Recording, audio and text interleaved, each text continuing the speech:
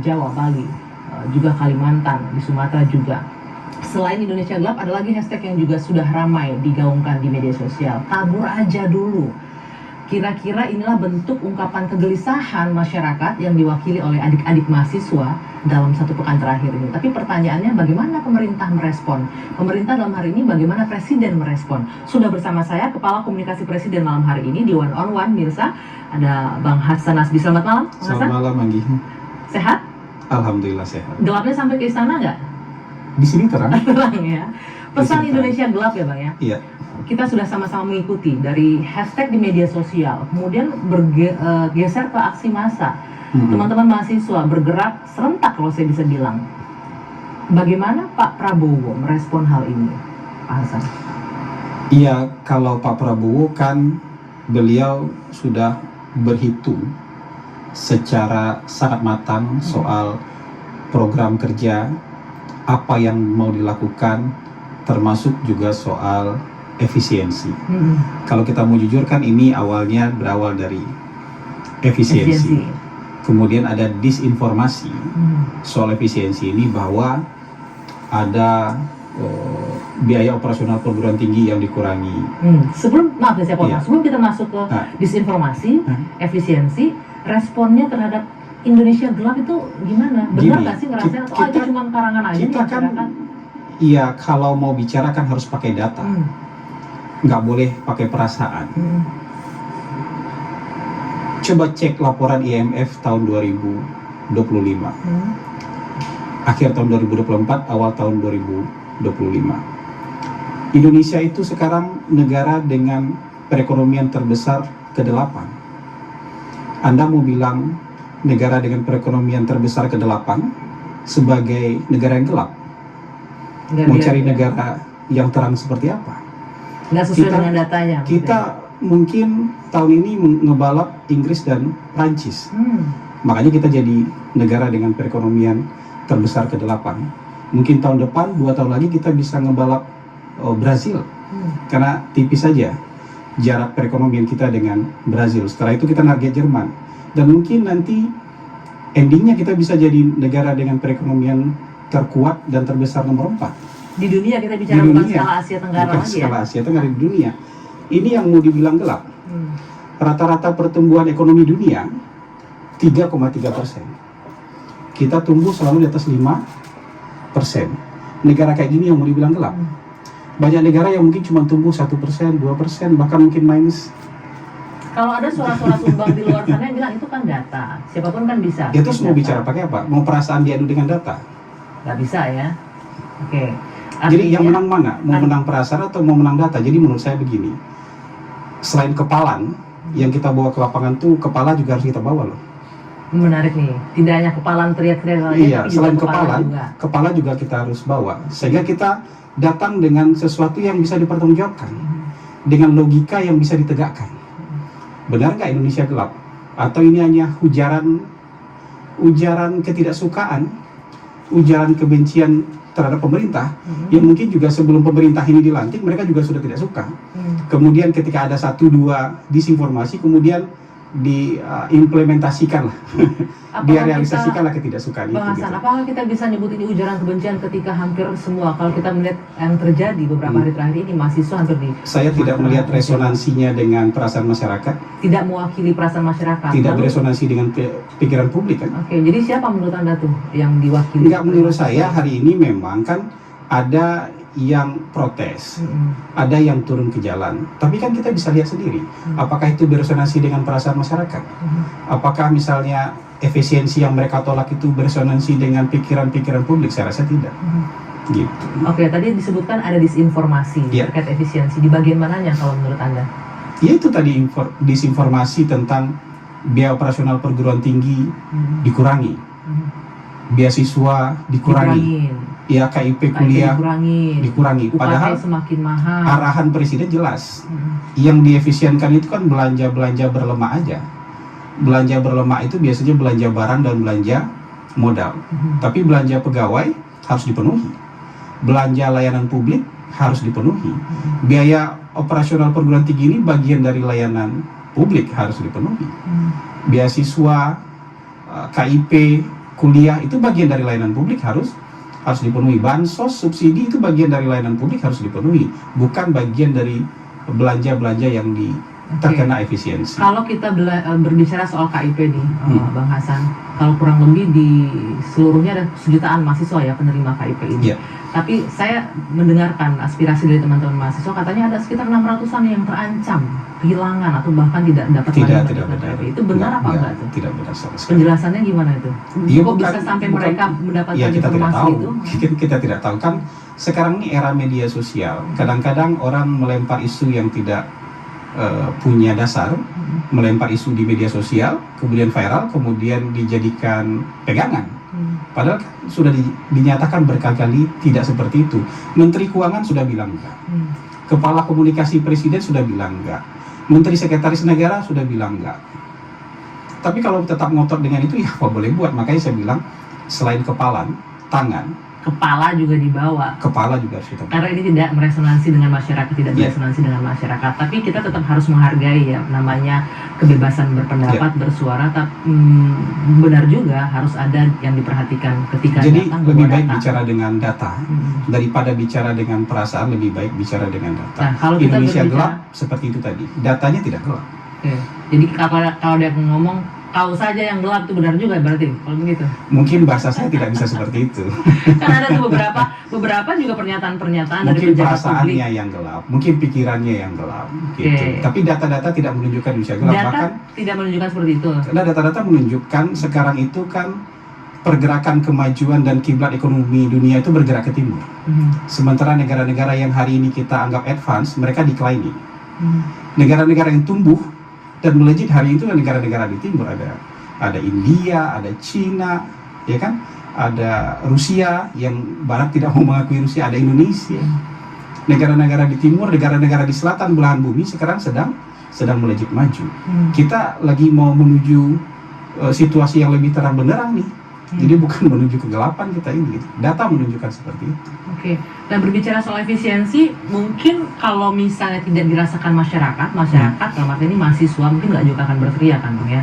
Bicara soal efisiensi, arahan Presiden memang jelas untuk belanja-belanja yang tidak esensial, misalnya untuk pemotongan ATK, tidak untuk belanja pegawai. Tapi ada beberapa suara-suara dari misalnya ASN dan lain-lain yang menyampaikan sebagian pekerja-pekerja kontrak KI itu istilahnya di beberapa kementerian ada yang dirumahkan dan lain. Bagaimana Presiden merespon ini?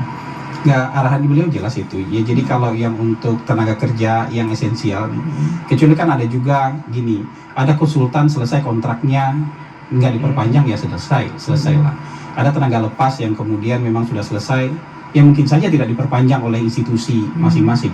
Tapi yang pegawai ya, yang esensial, ya semuanya kan dilanjutkan gitu. Jadi biaya gaji mereka itu merupakan kewajiban dari negara dan itu akan ditanggung oleh negara.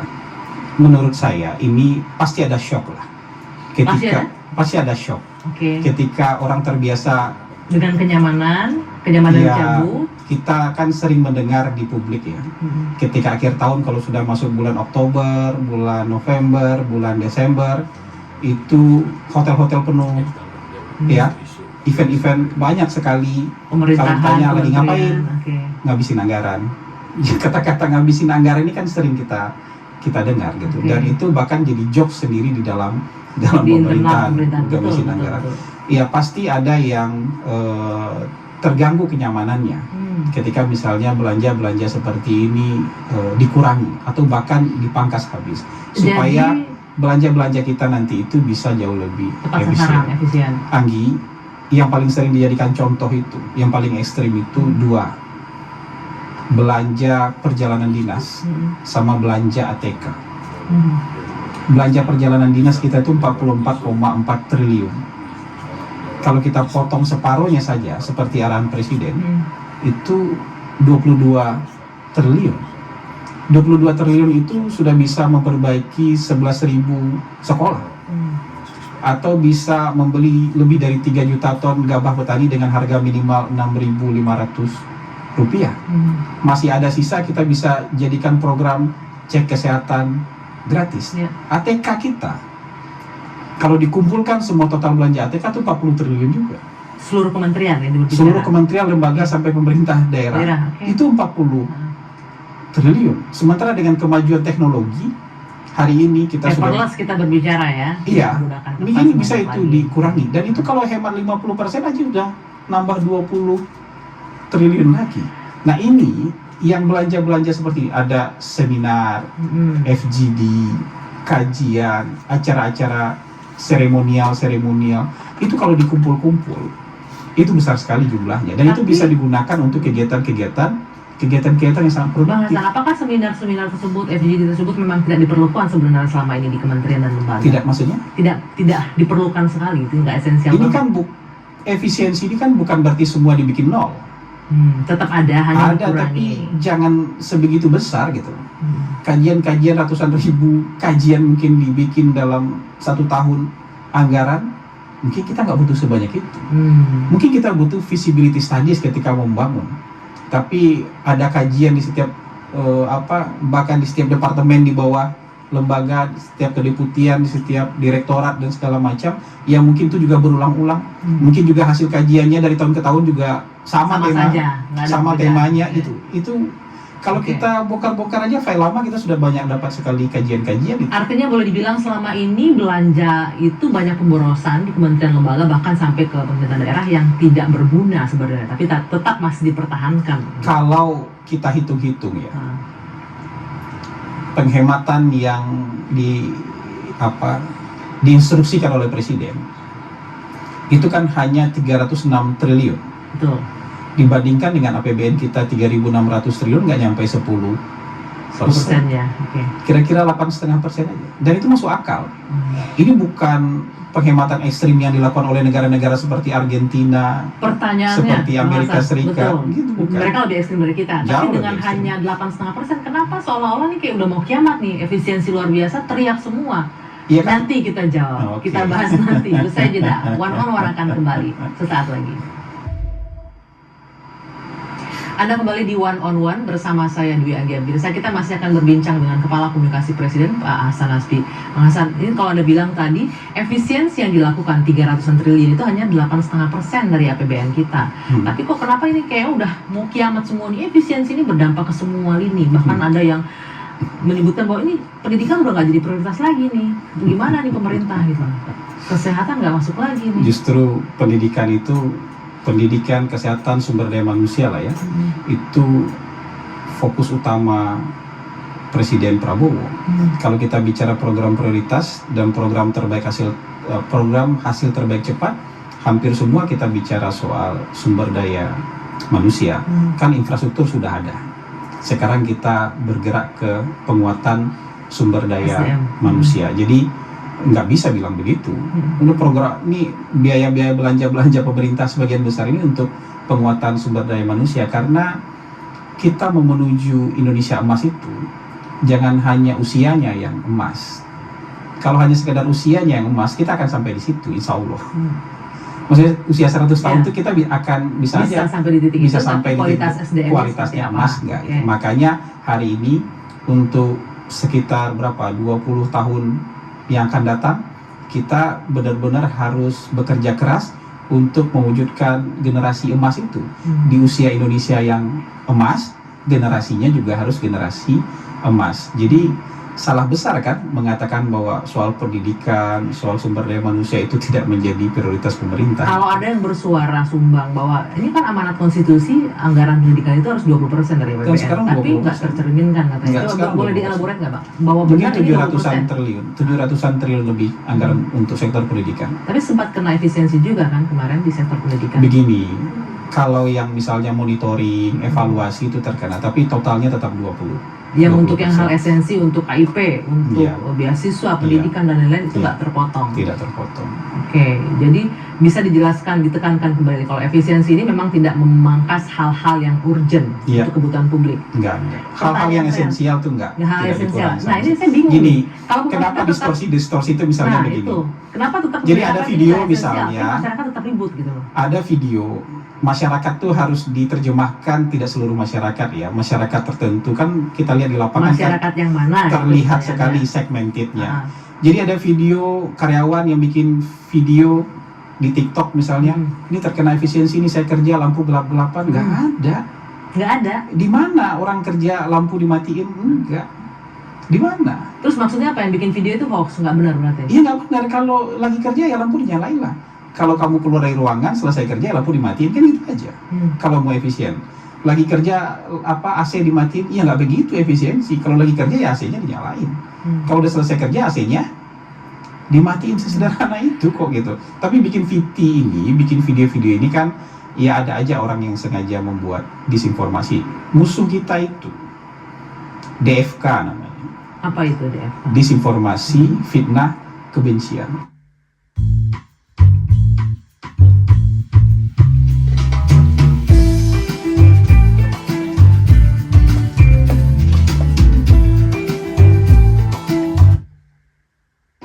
Tapi kan sekarang sumber informasi nggak hanya media kayak TV One.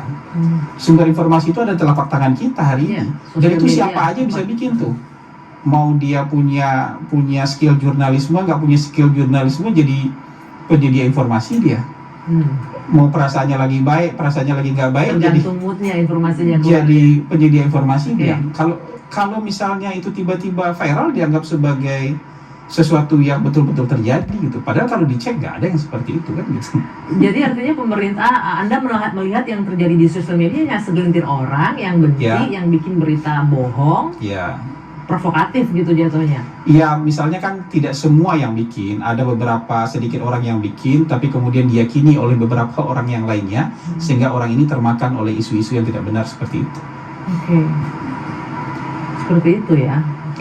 Selanjutnya nih, Bang Hasan, kita berbicara sudah 1 minggu misalnya adik-adik mahasiswa demo, tolak pemotongan anggaran pendidikan, nggak dipotong. Tolak pemotongan biaya operasional perguruan tinggi, nggak dipotong. Tolak pemotongan KIP, nggak dipotong. Jadi yang disuarakan itu sudah berkali-kali dibilang itu nggak seperti itu, tapi tetap disuarakan seperti itu. Nah, coba kita bedah satu-satu ya. Kemana-mana gitu. Kan ada 13 tuntutan tuh. 13 tuntutan baru beberapa hari terakhir ya. Sebelumnya nggak itu kan. Ada di checklist coba. Ciptakan pendidikan gratis, ilmiah dan demokratis. Batalkan pemangkasan anggaran pendidikan. Responnya? Iya kan sekarang pendidikan gratis kan. Cabut proyek strategis nasional yang bermasalah. PSN menjadi alat perampasan tanah rakyat itu. Semua yang bermasalah sekarang diusut loh sama pemerintah. Itu menjawab semuanya ya? Iya, semua yang bermasalah diusut loh. Ini kesempatan nih buat saya nih. Mungkin buat enlightenment juga buat yang menyuarakan demonstrasi di luar. Menolak revisi Undang-Undang Minerba. Menurut mereka revisi undang-undang hanya jadi alat pembungkaman bagi rezim untuk kampus-kampus dan lingkungan akademik. Itu gimana responnya? Ya, ini kan undang-undangnya belum jadi diskusinya. Tapi begini, kadang-kadang kita maunya semuanya gratis. Undang-undang Minerba udah diketok kan? Ya, kita mau semuanya gratis, tapi kalau disuruh dikasih kail biar dapat uang, nggak mau kerja. Tapi maunya semua dapat uang, dihabiskan. Tapi kalau disuruh inilah supaya Anda juga punya tambahan, dikasih ladang, dikasih kebun, dikasih kolam buat bekerja, nggak mau.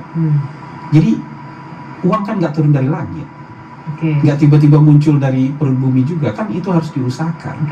Kalau ada kesempatan kayak gitu, menurut saya kesempatan-kesempatan untuk perguruan tinggi mendapatkan tambahan biaya untuk memperbaiki mungkin kualitas dosen, menambah biaya riset, memperbaiki gedung-gedung kuliah, kenapa enggak? Jadi dikasih kesempatan untuk universitas. Kenapa enggak yang kayak gitu? Nah, tuntutan selanjutnya, cabut instruksi Presiden nomor 1 di soal itu soal efisiensi, nggak mungkin dicabut. Sudah dijalankan, nggak mungkin dicabut. Jadi kalau menurut Anda ini apa tuntutannya, nggak logis juga? Menurut saya tuh kalau itu dicabut berarti yang menuntut ini mendukung pemborosan, mendukung kebocoran anggaran atau gimana? Itu ya. Realisasikan anggaran tunjangan kinerja dosen ya. Sebelumnya kan nggak dianggarkan. Ya, tunjangan kinerja dosen akan dipenuhi oleh pemerintah. Akan dipenuhi ya. Ini menjawab nih untuk adik-adik mahasiswa yang melakukan unjuk rasa dengan sejumlah tuntutannya harus menyimak nih respon dari Bang Hasan malam ini. Efisiensi dan rombak kabinet merah putih. Kabinetnya dianggap terlalu rombak. Yang mendapat mandat ya untuk memerintah dan membentuk kabinet itu presiden prerogatif ya, kasih kesempatan untuk presiden menjalankan pemerintahan sesuai dengan kebutuhan yang beliau inginkan. Kecuali Anda bisa tunjukkan mana yang tidak ada gunanya dari lembaga dan kabinet yang dibentuk oleh presiden. Anda bisa tunjukkan mana yang tidak berguna, silakan didiskusikan. Tapi hari ini semuanya penting, semuanya penting, berguna. semuanya berguna. Karena kalau dibilang, kalau saya mengikuti teman-teman mahasiswa menyebutkan kan meminta efisiensi pemerintahan, tapi kabinetnya aja nggak efisien menurut mereka, itu dijelaskan tuh. Kadang-kadang logikanya simplifikasi. Jadi untuk mengawal 3.600 triliun, untuk memacu juga pertumbuhan ekonomi 8%, butuh sumber daya, butuh kelembagaan yang juga memadai. Untuk membangun masyarakat, mempercepat pembangunan, butuh kelembagaan-kelembagaan yang fokus. Dulu kita punya mungkin menterinya digabung-gabung, padahal bidang pembangunannya berbeda. Kita punya 40-an lebih bidang pembangunan, tapi kita gabung-gabung. Jadi ada yang dikorbankan. Misalnya pekerjaan umum, perumahan rakyat. Pekerjaan umumnya maju, tapi perumahan rakyatnya tidak terlalu maju. Kalau mau fokus, ini harus jalan semua. Pekerjaan umumnya harus maju, perumahan rakyat juga harus, makanya butuh lembaga yang fokus. Lingkungan hidup dan kehutanan juga seperti itu. Lingkungan hidup dan kehutanan dua cara menghasilkan pendapatan negara dengan fokus yang berbeda.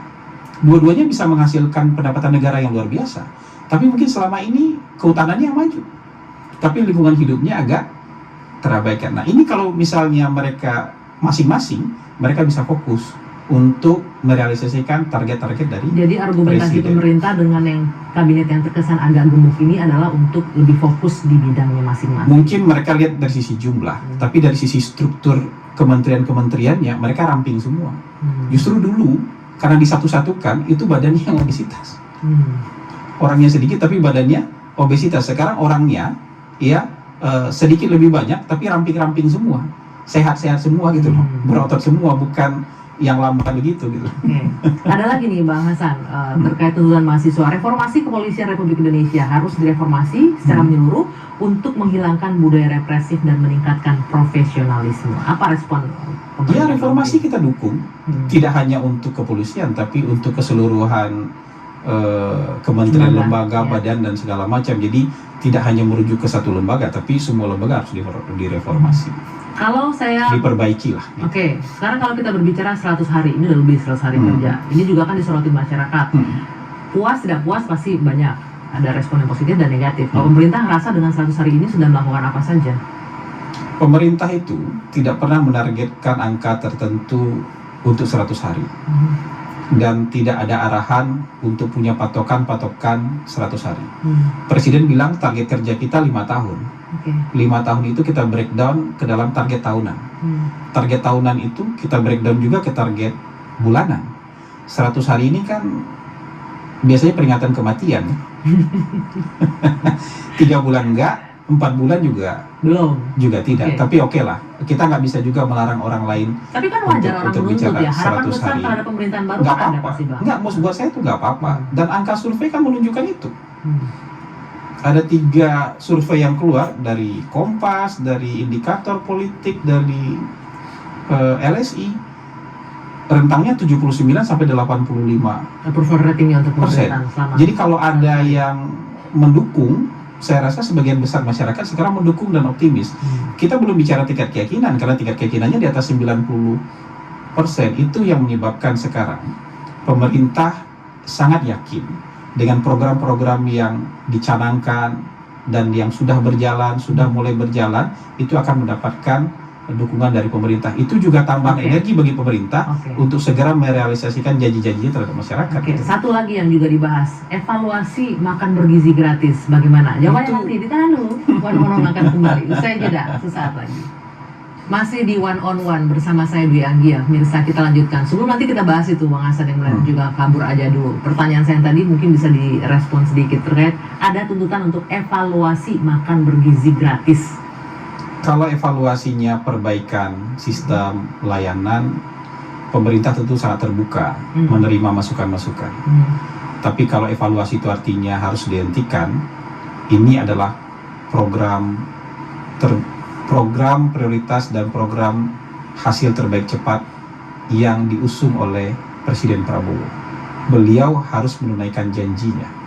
Dan tentu tidak bisa kita meminta presiden untuk tidak menunaikan janjinya. Ketika dalam proses menepati janji presiden itu untuk makan bergizi gratis, ada pihak yang mungkin ini gara-gara makan bergizi gratis ada yang kehilangan pekerjaan karena khawatir anggarannya dipakai untuk itu semua, gitu. Itu bagaimana? Kan nggak seperti itu. Faktanya tidak seperti itu. Di Papua pelajarnya ini bang, sebentar bang. Papua pelajar kami nggak mau makan bergizi gratis, kami mau pendidikan gratis. Pendidikannya kan sudah gratis. Tapi faktanya kalau mereka nuntut artinya masih ada kan biaya yang dikeluarkan. Ya pendidikannya kan sudah gratis. Kecuali dia bisa bilang pendidikannya gratis, pendidikannya sudah gratis. Sampai SMA loh pendidikan gratis itu.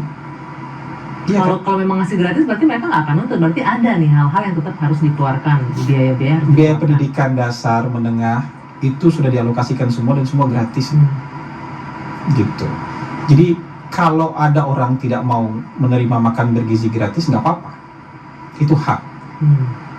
Tapi jangan sampai halangi saudara-saudara sebangsanya yang lain yang membutuhkan dan ingin mendapatkan makan bergizi gratis itu jangan sampai dihalang-halangi. Kita ini sudah terlambat. Kita mungkin terlambat lebih dari 100 tahun dari Inggris dalam menjalankan school meal program ini. Kita terlambat 80 tahun dari Jepang. Jepang begitu selesai pulang Perang Dunia Kedua, lulu lantak dia kena bom atom, dia tetapkan ini jadi program nasional. Makan bergizi di sekolah-sekolah. Bahkan dari India yang kalau kita hitung-hitung income per kapitanya setengahnya kita, itu sudah terlambat 30 tahun. Dia ratusan juta anak dikasih makan bergizi gratis di sekolah. Kita kan nggak heran banyak CEO perusahaan-perusahaan, terutama perusahaan teknologi dunia, mungkin produk makan bergizi gratis 30 tahun yang lalu. Kita baru mulai hari ini. Tapi kita masih punya waktu karena kita mau menyongsong Indonesia Emas 20 tahun. 20 tahun lagi. Tapi sudah sejauh mana ini realisasinya makan bergizi gratis? Karena banyak juga daerah-daerah yang merasa ini belum kebagian nih.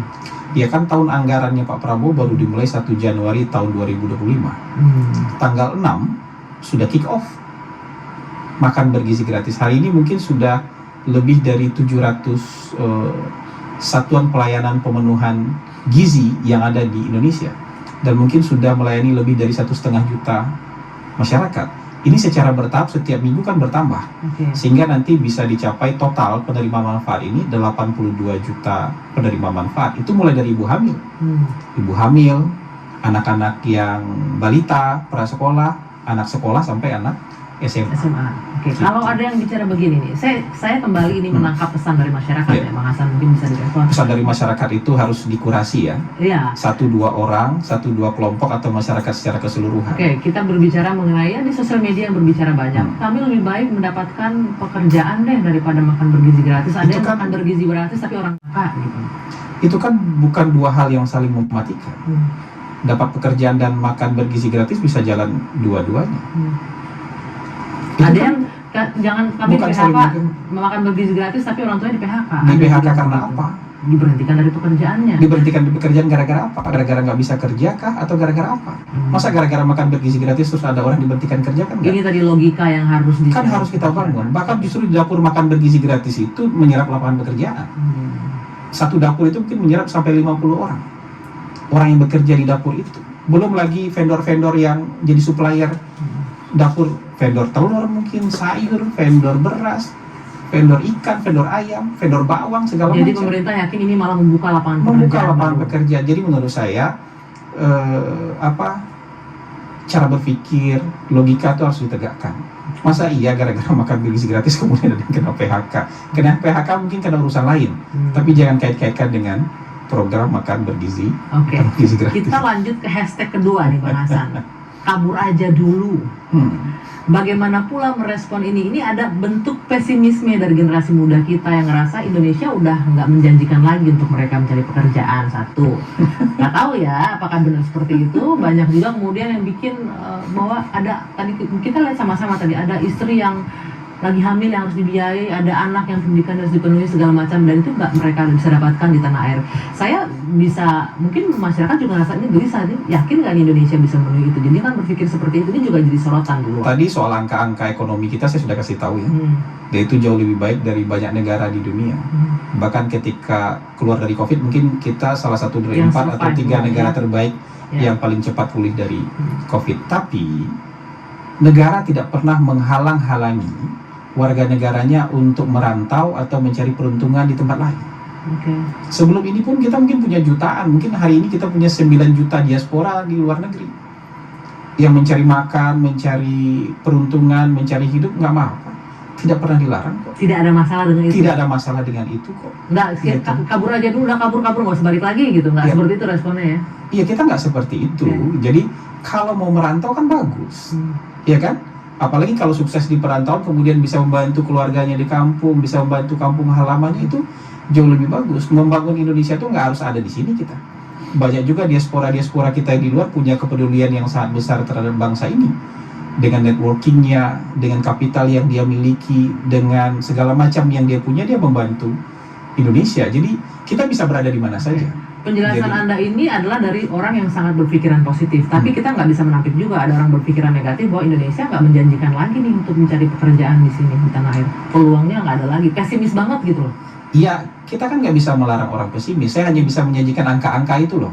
Angka-angka supaya bisa berpikir objektif itu. Kalau pakai emosi itu, hari ini kita kena PHK, karena salah kita bisa nyalahin pemerintah loh. Karena kalau lagi emosi gitu. Tapi kalau memang mau merantau nggak apa-apa. Cuman kalau dari pemerintah pesannya, kalau merantau itu sebaiknya ada skill. Supaya bisa juga dapat pekerjaan yang lebih baik di luar negeri. Kalau mau merantau itu harus dengan prosedur. Maksud saya tuh supaya Jangan tidak jadi jadi pendatang pekerja ilegal, ilegal. jangan jadi, karena nanti susah dapat perlindungan.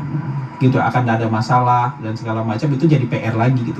Tapi kalau selama prosedurnya bagus, skillnya ada, niatnya juga merantau untuk mendapatkan kehidupan yang lebih baik, hasil lebih baik, nggak ada yang bisa melarang, termasuk negara nggak bisa melarang. Jadi itu. kabur aja dulu, why not gitu dong? Kenapa Iya, enggak? Silakan kalau emang lebih mau menjanjikan. merantau gitu. Kalau memang lebih menjanjikan. Mungkin sebelum ada hashtag ini pun kita punya 9 juta orang perantau di luar negeri. Nggak ada masalah dengan itu. Nggak ada masalah dengan Artinya itu. Anda melihat apa? Ada yang sengaja membangunkan hashtag ini untuk membangun pesimisme di masyarakat. Saya yakin tidak beresonansi dengan perasaan publik. Nggak mewakili perasaan publik Tidak juga. mewakili perasaan publik. Tapi cukup banyak berarti ya yang nggak mewakili perasaan publik, tapi gaungnya cukup kuat di sosial media kalau Ya kita kan perhatikan. sosial media belum tentu itu mendekati apa yang terjadi di dunia nyata. Ya sosial media kan apa saja bisa viral, Di-create. bisa di-create. Orang juga bisa ikut-ikutan setuju. Oh ya setuju, mari kita keluar. Tapi kan belum tentu dia pergi keluar juga. Apakah sampai hari ini kita sudah melihat ada gelombang eksodus dari Indonesia keluar? Oke. Jadi Anda nggak yakin bahwa itu ada ya memang kondisi seperti itu gitu ya? Kalau ada yang mau keluar, jangan Silakan. dilarang.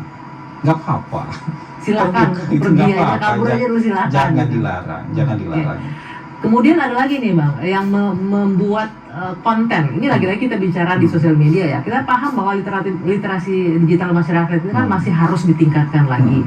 Dan ada konten-konten seperti itu tuh akan membangun persepsi di masyarakat. Contoh, di Indonesia untuk fresh graduate syarat mencari pekerjaan minimal usia harus sekian, maksimal sekian. Minimal harus punya pengalaman, misalnya 6 bulan, namanya fresh graduate, gimana harus punya pengalaman? Mungkin itu yang juga Mungkin dia ketemu di satu kantor seperti itu kemudian digeneralisir.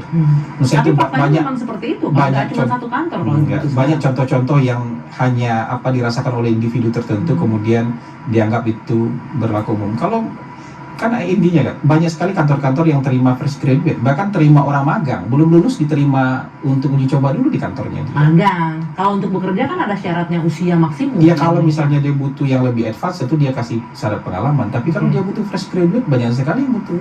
Tapi dia ini, pakai fresh ini graduate. menarik sebenarnya Bang. Apakah tidak terbersit untuk mengevaluasi Nah, kalau syarat misalnya pekerjaan umur terutama? orang yang mau Ya. bekerja, ya, kemudian harus pengalaman, Anggi nggak bisa masuk TV One, nggak bisa masuk di pekerjaan sebelumnya juga. Karena kan kita pasti masuk di pekerjaan pertama itu tanpa pengalaman. Oke. Saya juga nggak bisa seperti ini kalau harus punya pengalaman dulu. Saya belum pernah punya pengalaman jadi kepala kantor komunikasi. Nggak bisa dibandingkan atuh. Kalau begitu kan background politik juga menentukan. Ya artinya ketika saya juga bekerja dulu di awal-awal Tetap sebagai harus. konsultan politik, nggak ada punya pengalaman jadi konsultan politik juga. Betul. Oke, baik. Selanjutnya ini setelah ribut-ribut kabur aja dulu Indonesia gelap, kemudian Presiden Prabowo melakukan reshuffle di tengah gejolak yang sedang terjadi. Apakah ini bentuk respon dari Presiden atau seperti apa? Nanti kita jawab usai jeda. Iya. Sesaat lagi, One on One akan kembali untuk Anda. Kita kembali di One on One masih bersama Hasan Nasdi, Kepala Komunikasi Presiden. Bang Hasan, ini kita berbicara kemarin ada 2 hashtag ya, hashtag Indonesia Gelap, hashtag kabur aja dulu. Nah di tengah-tengah sepekan terakhir yang lagi bergejolak ini tiba-tiba Presiden melakukan reshuffle. Apakah ini bentuk dari respon aspirasi teman-teman mahasiswa atau memang sudah, kita tahu reshuffle kan hak prerogatif Presiden ya, apakah memang bertepatan momentumnya atau seperti apa?